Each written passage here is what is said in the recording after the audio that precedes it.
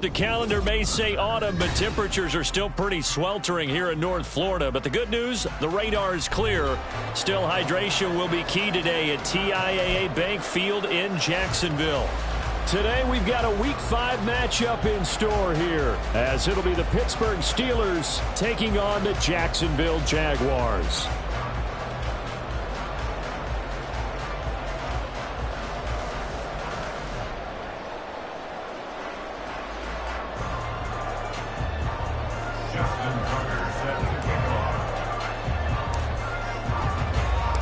The first quarter of the season already in the rearview mirror, and off we go in Week 5 on EA Sports. He will return this from deep in the end zone. And not a good return here at all, as they'll be forced to start at the 12-yard line.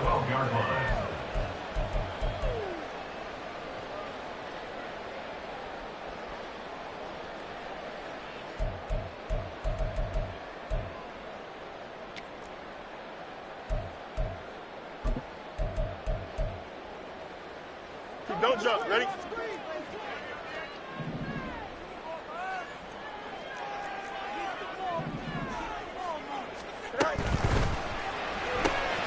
He finds his man, complete. It's done. Call it no gain on the game's first play. And it's second down now. Brings up 2nd and 10 at the 12-yard line.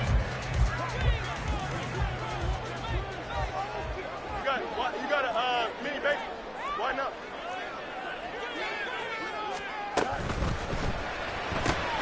He finds his man, complete. That's done.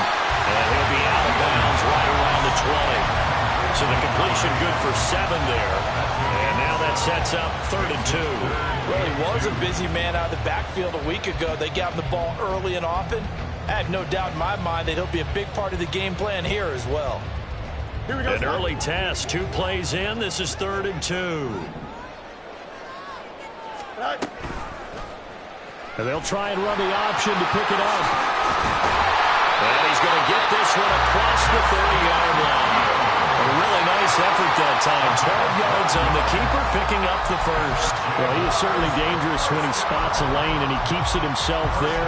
Worked out well. And how about the moving parts on a play like this? You know you have to practice it over and over because it's almost like a ballet that has to be choreographed. But how about once he made the decision to go, he committed to it and went. Let's face it, most teams are going to defend the running back much more than the quarterback on that type of a play. Finding space at the 40. Down the right sideline. And all the way down to the 33-yard line. It's a gain of 35. Brandon, we've both been around the game long enough that we know that in pregame, defenses are pretty amped up, aren't they? I mean, they're pounding lockers, and they can't wait to get out there. But when you hit them with some big pass plays early, it takes the starch right out of them.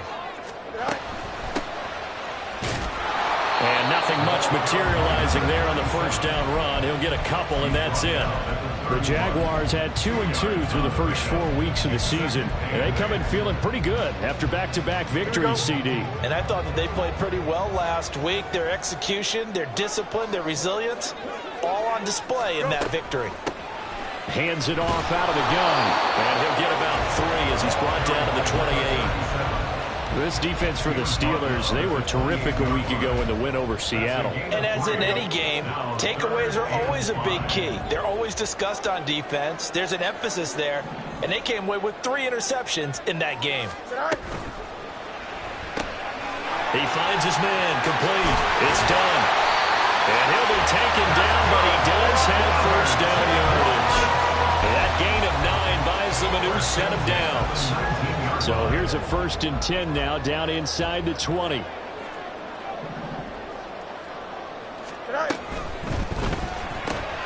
He finds his man, complete. That's done. A minimal gain there on the 8th play of the drive. All defenses worry that whenever anyone catches the ball and has a head of steam come out of the backfield, it can turn into a big play with missed tackles or he runs through people. But they were right there waiting, and they stopped him for a minimal gain. 2nd and 9.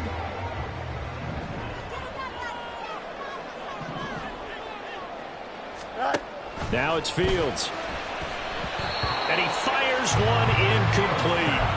It's it's been a good opening drive offensively thus far, but you know they don't want to waste it and settle for a field goal attempt after that incompletion.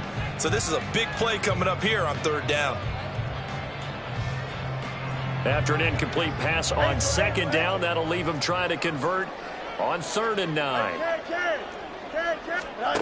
Back to throw. Fields.